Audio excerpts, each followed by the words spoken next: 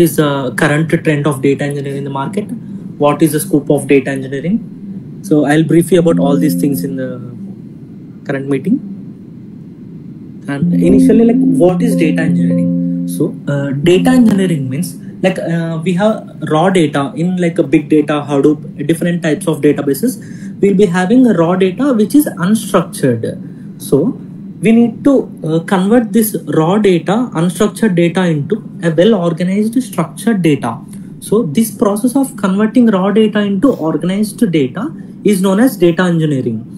So this data engineering involves different kind of steps. We'll learn in those in future. Like this process on the whole is known as data engineering. So like data engineering will be having data pipelines. So data pipelines, like what are these data pipelines?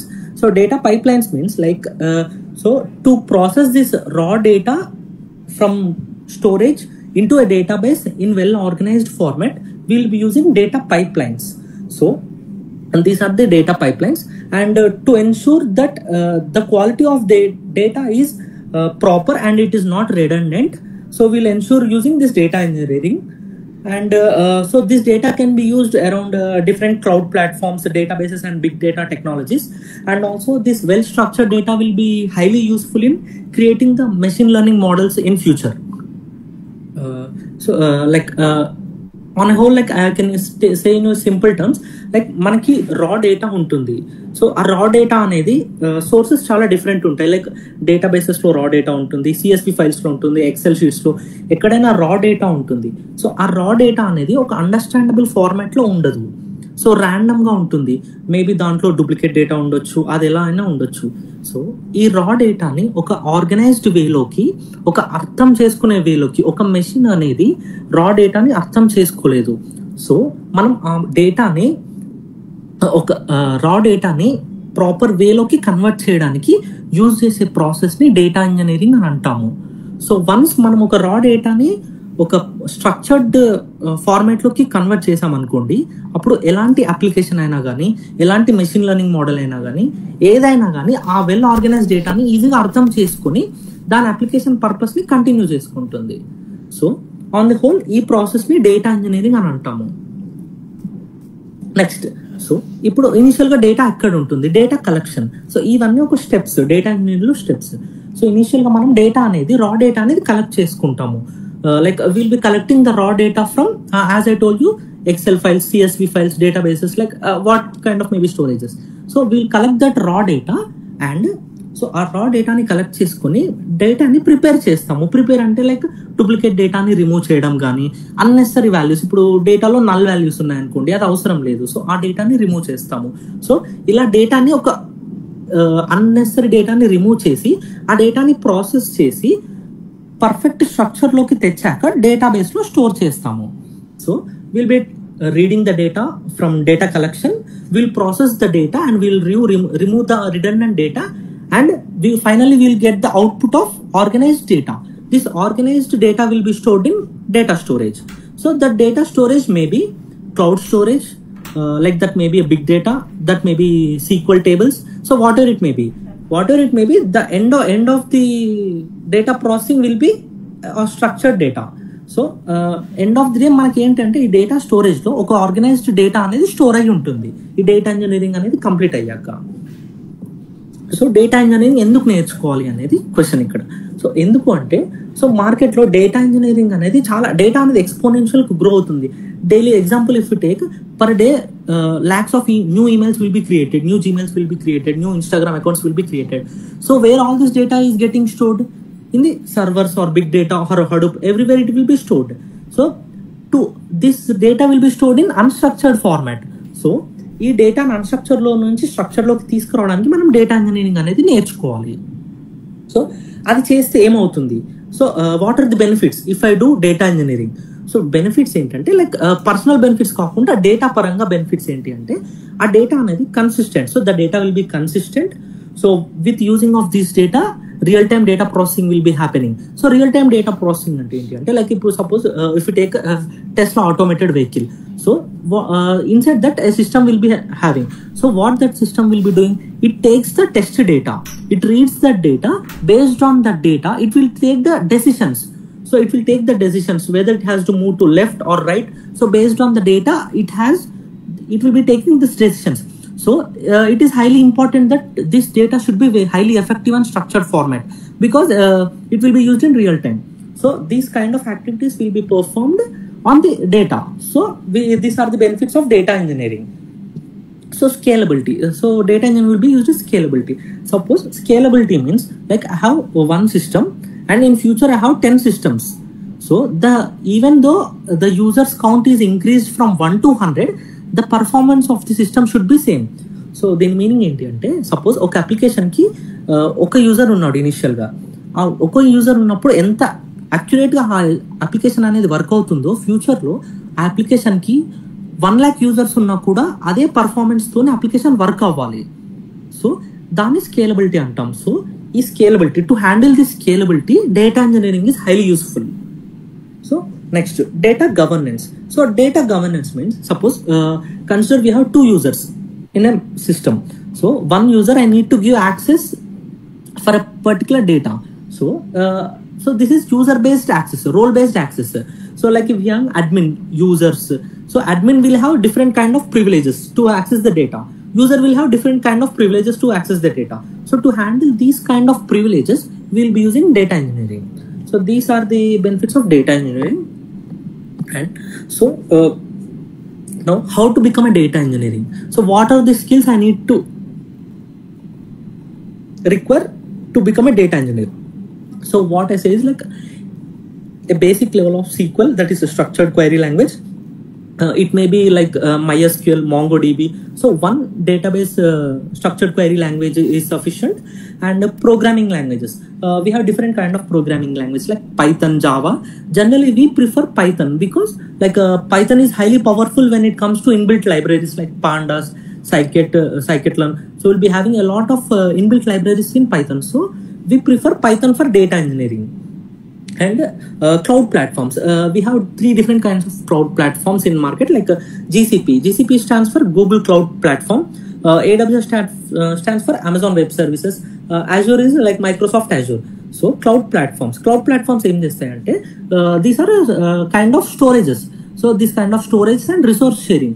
So ఇప్పుడు మనము మన Python use చేయాలి. Python మనం లోకల్లో కాకుండా direct Google ప్లాట్ఫామ్లో ఈ Python అనేది ఇన్బిల్ట్ ఉంటుంది. సో జస్ట్ మనం అక్కడ గూగుల్ ప్లాట్ఫామ్లో లాగిన్ అయ్యి ఈ పైథన్ అక్కడే కోడ్ రాసేసి ఎగ్జిక్యూషన్ చేసుకోవచ్చు. So all these are of same. These provide resource sharing and data storage. So in our data engineering course, like generally we prefer Google Cloud Platform. So why means Google Cloud Platform is highly powerful when it comes to analytical skills. So that's why we prefer Google Cloud Platform. And big data processing. So big data processing is, as I told you, right, we need to process the data from unstructured to structured. So in this process, we need to use big data processing. So big data processing can be considered of different tools. Like these are the tools for big data processing. Learning one from these tools is enough. Generally, we prefer PySpark. As PySpark can be used with Python, we will prefer PySpark. It is easy to learn and we can easily code Python in PySpark. And it is not that hard to learn Python. And the next step is like data warehousing. So data warehousing means like this is a data warehousing and storage is like we'll be writing all our SQL queries in data warehousing. So why we'll be writing SQL queries means to improve the efficiency of the data. So data warehousing, we'll be performing our structured query language queries like insert, update, delete. These kind of queries will perform in data warehousing. And coming to next, ETL. So as I told you, like ETL stands for extract, transform and load. So the sources of data will be the CSV files, all these Excel files, right? We'll extract the data from those sources and we'll transform those data. Transform means like we'll process the data in organized way and we'll load the data into the databases. These are the steps involved in this ETL and data pipelines. So data pipelines, as I told you, right, these are the mediators from data sources to databases. So it is a similar kind of pipelines. Yeah. So now next we come to data modeling and schema design. So data modeling and schema design, data modeling involves, again here we comes with SQL queries. Data modeling, like this process of designing and structuring data in business process. So to store this data, everything comes under data modeling and schema design. So data models may be like different types of data models, like conceptual data model, logical data model. So if you consider conceptual data model, UML diagrams, ER diagrams. So UML diagrams, like it is easy to visualize these UML diagrams. So logical data model will be the physical data modeling. All these techniques will be used in data modeling. And next, version control and CI/CD. So version control means like here in our like data engineering course, like we will be following Git version control mechanism. So this is a remote control mechanism. Like if we say in simple terms, suppose we have 4 developers. One developer is working on one feature and other 3 developers are working on different features. But at a server level, all these 4 people are working on one application. So to maintain the integrity of this application in the server level, we will be using version control system. So like if we say in simple terms, suppose మనకి 4 users ఉన్నారు అనుకోండి. ఒక user అనేది ఒక feature పైన work చేస్తున్నారు, ఒకటే application, same code. ఇంకొక 3 యూజర్స్ డిఫరెంట్ ఫైల్స్ లో వర్క్ చేస్తున్నారు. కానీ మనకి ఈ సర్వర్ లో అనేది ఒకటే అప్లికేషన్ ఉంటుంది. సో ఈ ఇండివిజువల్ గా చేసే డేటా అంతా అక్కడ రిఫ్లెక్ట్ అవ్వడానికి మనం ఒక వర్జన్ కంట్రోల్ మెకానిజం యూజ్ చేస్తాము. మన అప్లికేషన్ లో మనం యూజ్ చేసేది Git version control mechanism. So like as I told you, like SQL అనేది స్ట్రక్చర్డ్ క్వైరీ లాంగ్వేజ్. దీంట్లో కమాండ్స్ ఉంటాయి, like insert, delete, update. So డేటాని హ్యాండిల్ చేయడానికి SQL యూజ్ చేస్తాము. ఒక ప్రోగ్రామింగ్ లాంగ్వేజ్ మనకు కావాలి నెసెసరీ. సో దానికి పైథాన్ యూజ్ చేయొచ్చు, జావా యూజ్ చేయొచ్చు. మనం పైథాన్ ప్రిఫర్ చేస్తాం, ఎందుకంటే పైథాన్ లో మనకి ఇన్బిల్ట్ లైబ్రరీస్ ఉంటాయి, లైక్ పైథాన్ పాండాస్, సైకెట్లాన్, అలా చాలా లైబ్రరీస్ ఉంటాయి. సో అందుకే మనం పైథాన్ ప్రిఫర్ చేస్తాం. మన డేటా ఇంజనీరింగ్ అనేది మనకి హ్యాండ్స్ ఆన్ అండ్ ఈజీ అవ్వడానికి పైథాన్ యూజ్ చేస్తాము. సో ఇంకా నెక్స్ట్ స్టెప్ ఏంటి అంటే cloud platforms. So cloud platforms అనేవి మనకి 3 అవైలబుల్ ఉన్నాయి మార్కెట్ లో. సో మైక్రోసాఫ్ట్ వాళ్ళు అజూర్ అనేది రిలీజ్ చేశారు, అమెజాన్ వాళ్ళు AWS, అమెజాన్ వెబ్ సర్వీసెస్ అనే క్లౌడ్ ప్లాట్ఫామ్ రిలీజ్ చేశారు, గూగుల్ వాళ్ళు గూగుల్ క్లౌడ్ ప్లాట్ఫామ్ అనేది రిలీజ్ చేశారు. సో ఈ 3లో గూగుల్ క్లౌడ్ ప్లాట్ఫామ్ అనేది మనకు ప్రిఫర్ చేస్తాం, ఎందుకంటే అనలిటికల్ లైబ్రరీస్ అనేవి గూగుల్ క్లౌడ్ ప్లాట్ఫామ్ లో ఎక్కువ ఉంటాయి. సో ఒక డేటాని హ్యాండిల్ చేయాలంటే అనలిటికల్ స్కిల్స్ అనేది హైలీ ఇంపార్టెంట్. సో దానికోసం మన వర్క్ అనేది ఈజీగా అవ్వడానికి GCP అనేది యూజ్ చేస్తాము. నెక్స్ట్, సో మనం డిస్కస్ చేసినట్టు data processing. So data processing చేయడానికి మనకు ఒక టూల్ కావాలి. సో అలా టూల్స్ అనేవి చాలా ఉన్నాయి, like PySpark, Kafka, Airflow, Databricks. ఇవి టూల్స్ అవైలబుల్ ఉన్నాయి. దీంట్లో మనం ఒక టూల్ నేర్చుకుంటే it's more than enough. Like so general we prefer PySpark. So మనం PySpark ప్రిఫర్ చేస్తాము, ఎందుకంటే PySpark లో మనకి పైథాన్ అనేది కోడింగ్ లాంగ్వేజ్ యూజ్ చేయొచ్చు. సో ఎలాగో మనం SQL నేర్చుకుంటున్నాము, పైథాన్ నేర్చుకుంటున్నాము. సో మనకి నెక్స్ట్ వర్క్ అనేది ఈజీగా అవ్వడానికి అండ్ ఎఫిషియెంట్ అవ్వడానికి PySpark అనే టూల్ యూజ్ చేస్తాము డేటా ప్రాసెసింగ్ కి. నెక్స్ట్, సో మరి ఈ డేటా అంతా ఎక్కడ స్టోర్ అవుతుంది అనేది నెక్స్ట్ క్వశ్చన్. సో ఈ డేటా అంతా అనేది డేటా వేర్ హౌసింగ్ లో ఉంటుంది. So it's storage. So data warehousing లో మనకి ఏదైనా డేటా రీడ్ చేసుకోవాలన్నా సరే, ఆ డేటా మీద ఏదైనా కమాండ్స్ పర్ఫామ్ చేయాలి, సెలెక్ట్ ఆపరేషన్స్, ఇన్సర్ట్, డిలీట్, ఇది ఏది పర్ఫామ్ చేయాలన్నా సరే డేటా వేర్ హౌసింగ్ లో మనం క్వైరీస్ బేస్డ్ యూజ్ చేయాలి. సో ఆ క్వైరీ బేస్డ్ అనేది బిగ్ క్వైరీ యూజ్ చేసి చేయాలి.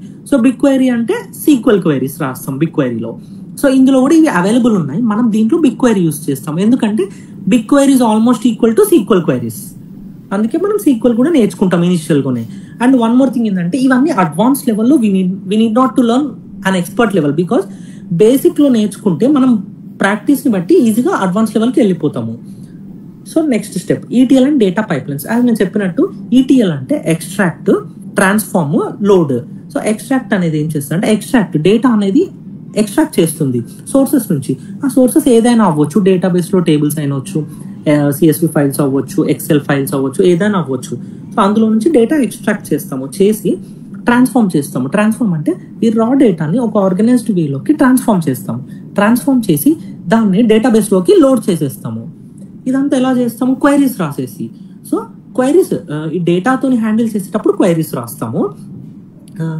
ఏదైనా లైబ్రరీస్ కావాలంటే పైథాన్ లో లాజిక్స్ రాస్తాము ప్రోగ్రామింగ్ లాంగ్వేజ్ యూజ్ చేసి. Next data modelling. So data modeling అంటే ఏంటంటే లైక్ ఈ డేటాని ఒక ఆర్గనైజ్డ్ స్ట్రక్చర్ లోకి మనం రిప్రజెంట్ చేయాలి బిజినెస్ పర్పస్ కోసం. సో ఆర్గనైజ్డ్ లో రిప్రజెంట్ చేయాలంటే మనం data modelling and schema design చేయాలి. సో ఇదేంటంటే అప్పుడు చేస్తే ఒక మనకి డేటా చూడగానే ఈ ఆర్గనైజ్డ్ వేలో ఉందా లేదా అనేది అండర్స్టాండబుల్ ఫార్మాట్ లో ఉంటుంది, ఈజీగా అర్థమవుతుంది. దానికోసం డేటా మోడలింగ్ చేస్తాము. నెక్స్ట్ స్టెప్ వచ్చి వర్జన్ కంట్రోల్. ఇప్పుడు చెప్పాను కదా, గిట్ అనేది ఒక వర్జన్ కంట్రోల్ మెకానిజం. సో మనం ఆ ప్రాజెక్ట్ కి అది యూస్ చేస్తాము. So the next step is data governance. So data governance అనేది like it is a framework kind of thing. So framework అంటే ఓనర్షిప్ ఏదైనా హ్యాండిల్ చేయాలంటే మనం డేటా గవర్నెన్స్ సెక్యూరిటీ యూస్ చేస్తాము. So in easy terms if I want to say like suppose if I want to give role based access, suppose నేను admin కి ఒక access ఇవ్వాలనుకుంటున్నాను, user కి ఒక యాక్సెస్ ఇవ్వాలనుకుంటున్నాను. అడ్మిన్ కి అతని సిస్టమ్ లో ఉన్న అందరు యూజర్స్ డీటెయిల్స్ యాక్సెస్ చేసేలాగా యాక్సెస్ ఇవ్వాలి. యూజర్ కి ఓన్లీ అతని డీటెయిల్స్ మాత్రమే తెలియడానికి యాక్సెస్ ఇవ్వాలి. సో అలాంటి రోల్ బేస్డ్ యాక్సెస్ ఇవ్వడానికి data governance and security mechanisms use చేస్తాం. సో ఈ సెక్యూరిటీ హ్యాండిల్ చేయడానికి మళ్ళీ మనం SQL క్వైరీస్ యూస్ చేస్తాము. Maybe if you learn like grant and revoke commands will be there in SQL. So ఈ grant and revoke commands మనం ఇక్కడ use చేస్తాం సెక్యూరిటీ మెయింటైన్ చేయడానికి డేటాకి. Next real time data processing. So real time data processing అంటే ఏంటంటే like ఇవన్నీ మనం నేర్చుకున్నాక మనం ఒక రియల్ టైమ్ డేటా తీసుకొని ఈ ప్రాసెస్ అంతా పర్ఫామ్ చేస్తాం. మనము ఒక CSV ఫైల్ తీసుకుంటాము, దాంట్లో డేటా రీడ్ చేసుకొని ఒక రియల్ టైమ్ డేటా తీసుకొని దాంట్లో ఈ ఆపరేషన్స్ అన్ని పర్ఫామ్ చేసి నెక్స్ట్ స్టెప్ కి మూవ్ చేస్తాము. So end of the day నీకు ఒక ఆర్గనైజ్డ్ వే డేటా వచ్చేస్తుంది. సో దానికోసం real time data processing use చేస్తాము. అండ్ సో ఇవన్నీ మనం బేసిక్ లెవెల్లో నేర్చుకుంటే సరిపోతుంది. And it's highly easy. SQL అనేది జస్ట్ క్వైరీస్ ఉంటాయి, బేసిక్ క్వైరీస్, ఒక మీనింగ్ఫుల్ క్వైరీస్. మనకి కొంచెం ఫ్లూయెంట్ గా ఇంగ్లీష్ వచ్చి ఉంటే క్వైరీస్ ఈజీగా రాయగలుగుతాము. Python is like as you know like logics రాయడానికి. సో ఇందులో అంత అడ్వాన్స్ లాజిక్స్ ఏం ఇన్వాల్వ్ అవ్వవు. యాజ్ ఇట్ అన్నిటికీ మనకి ఇన్బిల్ట్ లైబ్రరీస్ ఉంటాయి. సో ప్రతి దానికి మనం ప్యూర్ లాజిక్ రాయాల్సిన అవసరం లేదు. జస్ట్ ఇన్బిల్ట్ లో ఉన్న మెథడ్స్ యూస్ చేసుకుంటే సరిపోతుంది. సో ఆ మెథడ్స్ మనకి ఏమీ తెలియకపోయినా మనం ఈజీగా బ్రౌజ్ చేసి ఆ మెథడ్స్ తెలుసుకొని ఆ డైరెక్ట్ ఇన్బిల్ట్ మెథడ్స్ యూస్ చేసుకోవచ్చు. So end of the day నీకు కావాల్సింది ఏంటంటే high level knowledge. Just high level knowledge వస్తే సరిపోతుంది ఇవన్నిటిపైన. సో ఇది. అండ్ సపోజ్ ఇప్పుడు మీరు క్వశ్చన్ చేయొచ్చు లైక్ డేటా ఇంజనీరింగ్ చాలా కోర్సెస్ ఉన్నాయి కదా, డేటా ఇంజనీరింగ్ నేర్చుకోవడం వల్ల బెనిఫిట్ ఏంటిది? సో బెనిఫిట్ ఏంటి అంటే మీకు ఎక్కడైనా ఈవెన్ ఫుల్ స్టాక్ డెవలపర్గా వెళ్ళినా కూడా ఇనిషియల్ ప్యాకేజెస్ అనేవి డేటా ఇంజనీరింగ్ చాలా హై ఉంటాయి. Starting packages 6 lakhs, 8 lakhs, 10 lakhs ఉంటాయి డేటా ఇంజనీర్కి. And like if you consider like mid level data engineer like mid experienced around 3 to 5 years వాళ్ళకి ఈజీగా 25 lakhs ప్యాకేజ్ ఉంటుంది. ఎక్స్పర్ట్ లెవెల్ క్రాస్ అవుతే ఈజీగా 50 lakhs ప్యాకేజెస్ వస్తాయి. సో ఇది ఓన్లీ డేటా ఇంజనీరింగ్ ఎక్స్పర్ట్స్ కి మాత్రమే పాసిబుల్. వేరే మీరు ఏ ఫుల్ స్టాక్ డెవలపర్ తీసుకున్నా సరే, only front end or back end developers తీసుకున్నా డేటా ఇంజనీర్ కి ఉన్నంత స్కోప్ మార్కెట్ లో ఉండదు. సో ఇది హైలీ ఎఫిషియంట్ డేటా ఇంజనీరింగ్ అనేది. సో నెక్స్ట్ లైక్ సో ఇప్పుడు క్లౌడ్ ప్లాట్ఫామ్స్ 3 ఉన్నాయి కదా, వాటి గురించి like so Google cloud platform, Amazon web services, Azure, Microsoft. So ఇవనేది లైక్ AWS అనేది 2006 లో లాంచ్ అయింది. సో AWS అనేది 200+ సర్వీసెస్ ఆఫర్ చేస్తుంది మనకి. సేమ్ మైక్రోసాఫ్ట్ అజూర్ 2010 లో లాంచ్ అయింది. So everyone like everything has its own individual benefits. So మనకి 3 బెనిఫిటే, కానీ ఎక్కువ మనం యాజ్ డేటా ఇంజనీరింగ్ అనేది డేటాతో హ్యాండిల్ చేస్తాం కాబట్టి GCP అనేది హైలీ యూస్ఫుల్. ఎందుకంటే ఇదిగోండి డేటా అనలిటిక్స్ లో GCP చాలా యూస్ఫుల్ అవుతుంది. సో మనం అందుకే GCP యూస్ చేస్తాము. So these are the services offered from three different types. So AWS Azure అంత నాలెడ్జ్ అవసరం లేదు, బికాస్ మనం GCP యూస్ చేస్తాం. బట్ హై లెవెల్లో మీకు అవేర్నెస్ ఉండాలి కాబట్టి దీని సర్వీసెస్ మీకు ఇక్కడ డిస్ప్లే చేస్తున్నాము. సో మనం డేటాతో హ్యాండిల్ చేస్తాం కాబట్టి end of the day GCP is highly analytical. This can be used for it. So these are the things we'll be learning in our course. So that's all. Like anyone have any queries?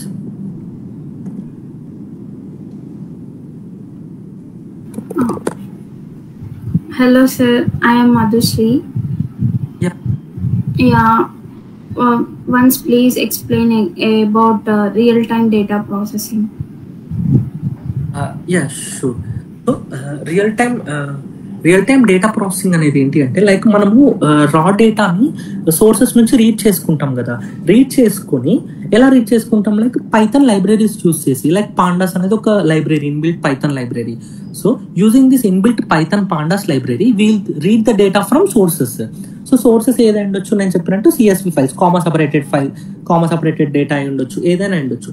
So అందులో data read చేసుకుని ఈ process అంతా మనం perform చేసి ఒక structured data తీసుకొస్తాం కదా. So ఈ ప్రాసెస్నే రియల్ టైమ్ డేటా ప్రాసెసింగ్ అంటారు.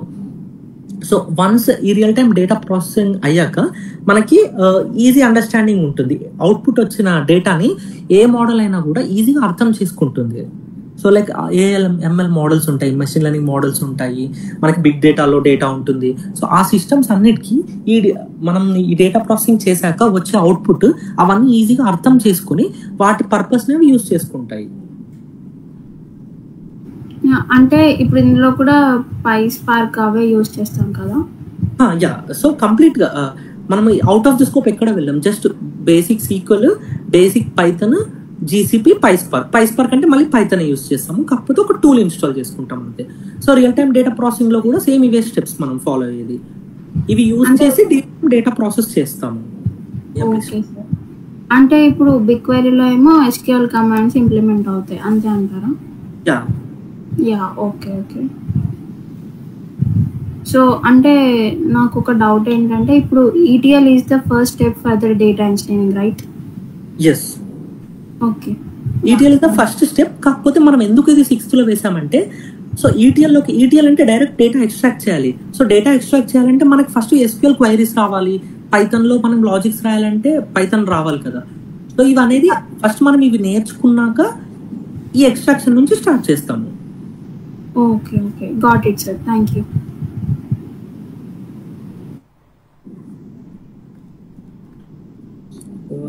Any more questions?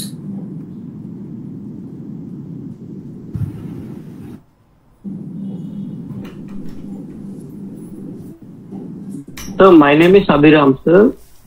Can you please explain data modeling once, sir? Data modeling. Yeah, got it. Yeah. Sure, I'll explain. Yeah. So data modeling means like we'll be having data, right? So to design and structure this data in the business process. So ఈ data అనేది ఒక business ప్రాసెస్కి ఈజీగా design and structure చేయడానికి data modeling చేస్తాము. So data modeling అంటే like మనకి దాంట్లో different types of data models ఉంటాయి. Like conceptual data model. So conceptual data మోడలింగ్లో ఏం చేస్తామంటే UML డయాగ్రామ్స్. సో మీకు ఐడియా ఉండొచ్చు, UML డయాగ్రామ్ అంటే unified modeling language. So UML డయాగ్రామ్స్లో ఏంటంటే మనకి ఆ డేటా అనేది ఇనిషియల్గా ఎలా ఉంది, తర్వాత అది ఎలా ప్రాసెస్ చేస్తున్నారు, ఈ కంప్లీట్ అనేది UML డయాగ్రామ్స్లో మనకు డిస్ప్లే అవుతుంది. So logical data model next second data మోడల్లో second technique logical data model. So logical data మోడల్లో మన దగ్గర ఉన్న డేటాలో ఎన్ని అట్రిబ్యూట్స్ ఉన్నాయి, వాటి మధ్య రిలేషన్షిప్స్. ఇప్పుడు డేటా అనేది ఒక టేబుల్ ఫార్మాట్లో ఉందనుకోండి, 5 కాలమ్స్ ఉన్నాయి. సో ఫస్ట్ కాలమ్కి సెకండ్ కాలమ్కి మధ్యలో ఏమైనా రిలేషన్షిప్స్ ఉన్నాయా, సో సెకండ్ కాలమ్కి థర్డ్ కాలమ్కి మన రిలేషన్షిప్స్ ఉన్నాయా, అసలు వాటి కాలమ్స్ వల్ల యూజ్ ఏంటిది, సో ఇవి ఎలా మనం రిప్రజెంట్ చేసుకోవాలి, మన ఫ్యూచర్ పర్పస్కి ఈ కాలమ్స్ ఈ అట్రిబ్యూట్స్ ఎలా యూజ్ అవుతాయి అనేది డిజైన్ చేస్తుంది. సో ఇప్పుడు డేటా మోడలింగ్ టెక్నిక్స్ తీసుకుంటే మీకు ఎంటిటీ రిలేషన్షిప్ మోడల్ అంటారు. నార్మలైజేషన్ కూడా పర్ఫామ్ చేస్తాము. సో డేటా మోడలింగ్లో నార్మలైజేషన్ పర్ఫామ్ చేస్తాము. నార్మలైజేషన్ అంటే ఏంటి అంటే మనం తీసుకున్న డేటాలో సపోజ్ ఒక టేబుల్ తీసుకున్నాము, దాంట్లో ఒకటే same record 2 times 10 times 100 times కూడా ఉండొచ్చు, ఎందుకంటే అది రా డేటా కాబట్టి. సో డేటా మోడలింగ్ ఏం చేస్తుంది అంటే మనం ఆ రా డేటాలో ఉన్న డూప్లికేట్ డేటాని రిమూవ్ చేస్తాము. ఇప్పుడు ఒక రికార్డు 2 times ఉందనుకోండి, అది రిమూవ్ చేస్తాము అన్నెసరీ కాబట్టి. సో ఇంకేదైనా నల్ వాల్యూస్ ఉన్నాయనుకోండి, అది కూడా రిమూవ్ చేస్తాం. ఎందుకు రిమూవ్ చేస్తామంటే ఎండ్ ఆఫ్ ది డే మనకు వచ్చే అవుట్పుట్లో ఉన్న డేటా అనేది చాలా ఎఫిషియెంట్గా హై పర్ఫార్మెన్స్తోనే ఉండాలి. సో దానికోసం మనం అన్నెసరీ డేటా రిమూవ్ చేయాలి. సో అన్నెసరీ డేటా రిమూవ్ చేయడం అనేది డేటా మోడలింగ్లో చేస్తాము. సో ఎలా రిమూవ్ చేస్తాం అనేది మనం క్వైరీస్ బేస్డ్ రిమూవ్ చేస్తాము. దానికోసం మనం SQL యూస్ చేస్తాము ఈ డేటా మోడలింగ్లో.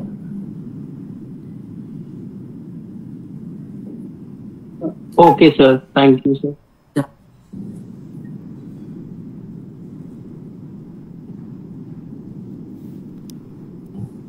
So any doubts or questions anymore? No, nothing. Kishore, thank you. Thank you so much. Yeah, thanks everyone. Thank you.